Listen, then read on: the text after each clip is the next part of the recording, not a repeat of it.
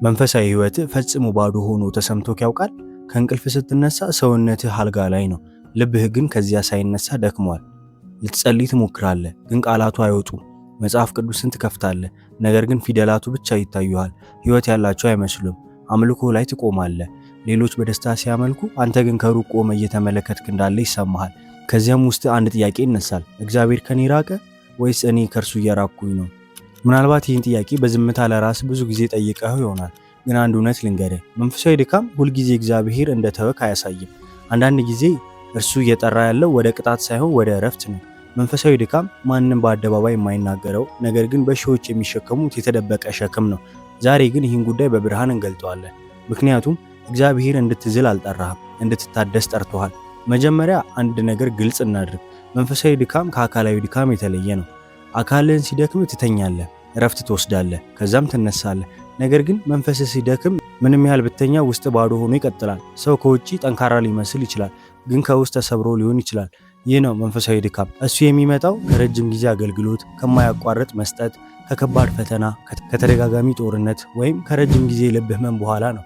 ስለዚህ አሁን የምትሰማው ድካም ምናልባት እምነትህ ስለጠፋ ሳይሆን ነፍስ መታደስ ስለሚያስፈልጋት ሊሆን ይችላል።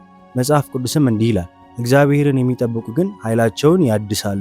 ልብ በል፣ ቃሉ ያድሳሉ ይላል። ይህ ማለት መጀመሪያ ሊደክሙ እንደሚችሉ ያሳያል።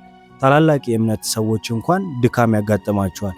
ነገር ግን ታሪካቸው በድካም አያበቃም። ምናልባት እንዲህ ትላለህ፣ ለምን እንዲህ ሆንኩኝ? ምን አጠፋው? ነገር ግን ከመልሱ በፊት አንድ ምሳሌ ልስጥህ። ስልክህን አስብ። ቀኑ ሙሉ ትጠቀምበታለህ፣ ለሰዎች ትደውልበታለህ፣ ቪዲዮ ታይበታለህ፣ ኢንተርኔት ትጠቀምበታለህ፣ ሙሉ ቀን ትሰራበታለህ። ግን ቻርጅ ካላረከው በመጨረሻም ስልኩ ይጠፋል። እንግዲህ ስልኩን ትቆጣዋለህ? ለምን ጠፋ ትለዋለህ?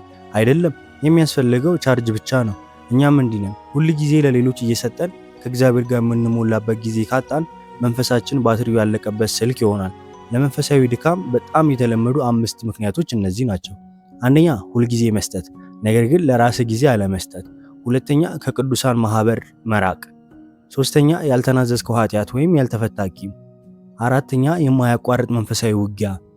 አምስተኛ፣ ብዙ ሃይማኖታዊ ስራ ግን ትንሽ ከእግዚአብሔር ጋር የሚደረግ የግል ጊዜ።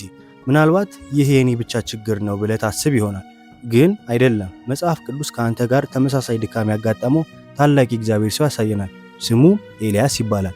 ምናልባት እንዲህ ትላለህ፣ እኔ ብቻ ነኝ እንዲህ የሚሰማኝ? አንተ ብቻ አይደለህም። የኤልያስ ታሪክ ታስታውሳላችሁ?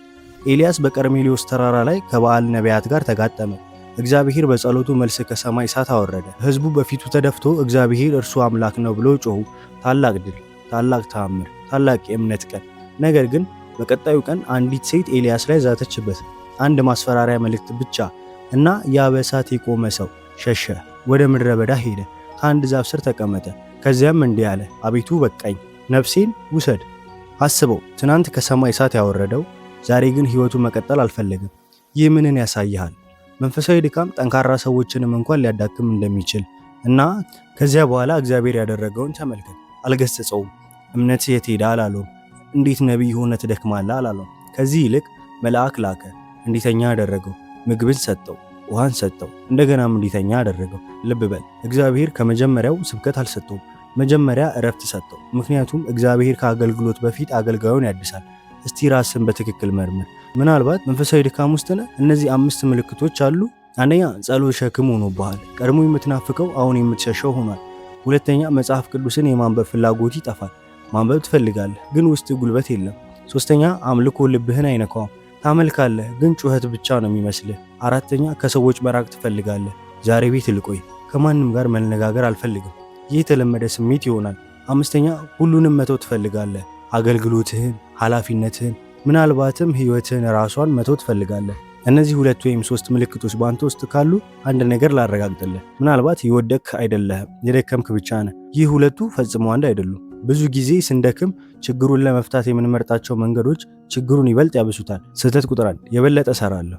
ከነገ ጀምሮ 3 ሰዓት እጸልያለሁ፣ በቀን 10 ምዕራፍ አነባለሁ። ነገር ግን የደከመ ሰው ተጨማሪ ሸክም አያስፈልጉም፣ እረፍት ያስፈልገዋል። ስህተት ቁጥር 2፣ ለማምለጥ መሞከር። ስልክ፣ ቲክቶክ፣ ፌስቡክ፣ ቴሌግራም 1 ሰዓት፣ 2 ሰዓት፣ 4 ሰዓት፣ ግን ስትዘጋው ያው ባዶነት ይጠብቃል።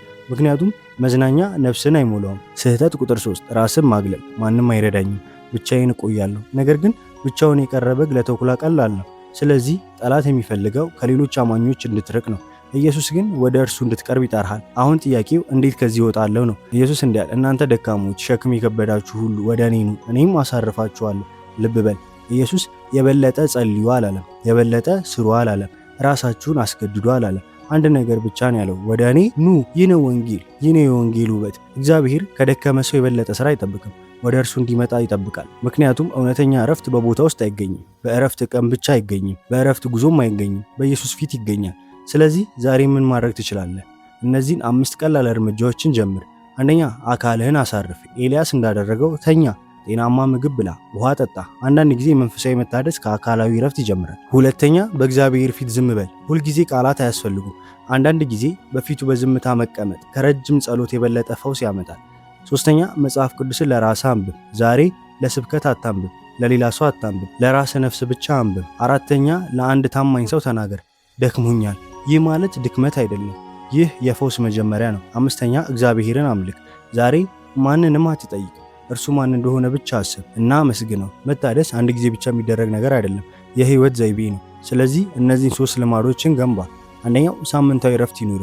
አንድ ቀን ፍጥነትህን ቀንስ፣ ከእግዚአብሔር ጋር ቆይ። ሁለተኛ፣ በጣም ጥቂት ግን ታማኝ መንፈሳዊ ወዳጆች ይኑር፣ ከነርሱ ጋር እውነተኛ ሁን። ሶስተኛ፣ በየቀኑ ከእግዚአብሔር ጋር ጊዜ አሳልፍ። ኢየሱስ ራሱ ብዙ ጊዜ ወደ ጸጥታ ቦታ ሄዶ ይጸልይ ነበር። እርሱ እንኳን እረፍት ከፈለገ እኛስ እንዴታ? ከመጨረሳችን በፊት ይህን አንድ ነገር በፍጹም አትርሳ። ድካምህ የእግዚአብሔር ውድቅ አይደለም፣ ምናልባት ወደ እርሱ የሚጠራ ድምፅ ሊሆን ይችላል። ዛሬ ራስህን ማስመሰል አቁም። ጠንካራ ነኝ የሚለውን ጭንብልን አውልቅ፣ ወደ ኢየሱስ ቅረብ። ምክንያቱም እርሱ ደካሞችን አያስወግድም፣ ያቅፋቸዋል። የተሰበሩ ልቦችን አይሰብርም፣ ይፈውሳቸዋል። እንጸልይ። ጌታ ኢየሱስ ሆይ፣ ደክሞኛል፣ ማስመሰል ደክሞኛል፣ መጣር ደክሞኛል፣ ብቻዬን መሸከም ደክሞኛል። ዛሬ ሸክሜን በፊት አኖራለሁ። አድሰኝ፣ አሳርፈኝ፣ ወደ አንተ መልሰኝ፣ በኢየሱስ ስም አሜን። ከዚህ ቪዲዮ ጋር እስከ መጨረሻው ከቆየ አንድ ነገር በኮሜንት ላይ ጻፍ። እግዚአብሔር ያድሰኛል። ይህ መልእክት የሚፈልግ ሌላ ሰው ሊኖር ይችላል። ስለዚህ ቪዲዮውን አጋራው። እንዲሁም ለተጨማሪ መጽሐፍ ቅዱሳዊ መልእክቶች ቻናሉን ሰብስክራይብ ማድረግ አትርሳ። እስከምንገናኝ እግዚአብሔር ይባርካችሁ።